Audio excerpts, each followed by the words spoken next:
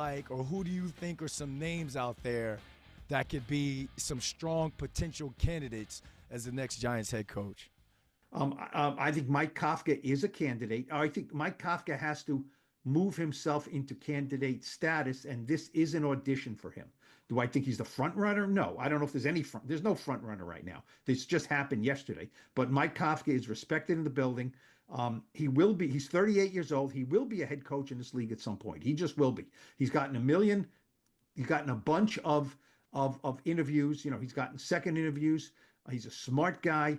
It'll be very interesting to see how he changes or if he changes his personality with the players, with the media, if he's more forceful, more stand up. I thought this year Mike Kafka took a step forward as far as showing us some of his personality. I think having a guy like Jackson Dart to coach helps, right? It helps to talk about good things that your quarterback is doing. Absolutely. So, we'll see how that pans out. Look, here's some names.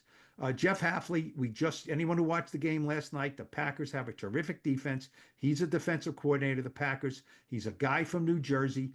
He's got head coaching experience at Boston College. Okay. The Giants have strong ties to Boston College. John Mara, undergraduate, Boston College.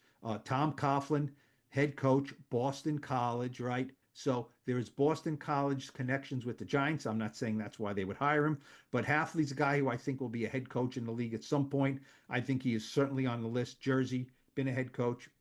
Packers, good defense. Certainly makes sense. I'll put Lane Kiffin on the list. He was Jackson Dart's coach at Ole Miss. He was a failed head coach for the Raiders. What was he? I think 5-15, Yep. 2007, 2008.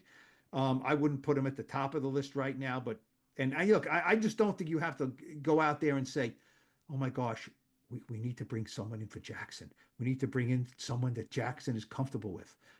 I don't think so. I see Bill Belichick as a picture on our thing. I would take him off the picture. I don't think he's a candidate at all. I don't. We'll see. John Gruden, do I think he's a candidate? No, I'll put him on the list. That's a good picture, Jackson Dart and Steve Spagnuolo.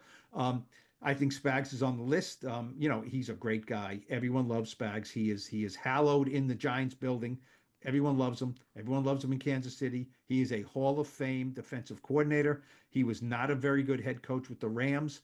I don't know if they would bring him back for that. He was the interim head coach for the Giants. After Ben McAdoo got fired, he went 1-3. I'm not sure that's a great move right now, but he would certainly be on the list because he has such high regard in the building.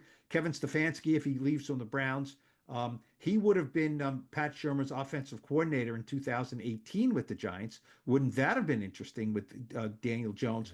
Yep. But Shermer was blocked from that move, and he couldn't make that move. Okay, you know what? How about Mike Tomlin? Are things running stale in Pittsburgh? Probably. Is he going to, have a lifetime commitment and stay there forever? Maybe, maybe not. Is there any Tom Coughlin in Mike Tomlin, a guy who was a great head coach, who maybe is wearing out his welcome and staying too long in his first spot, Jacksonville for Coughlin, Pittsburgh for Tomlin, and the Giants and the Steelers have, the Rooney family, the Mara family are very closely connected. Everyone knows that. Maybe throwing it out there.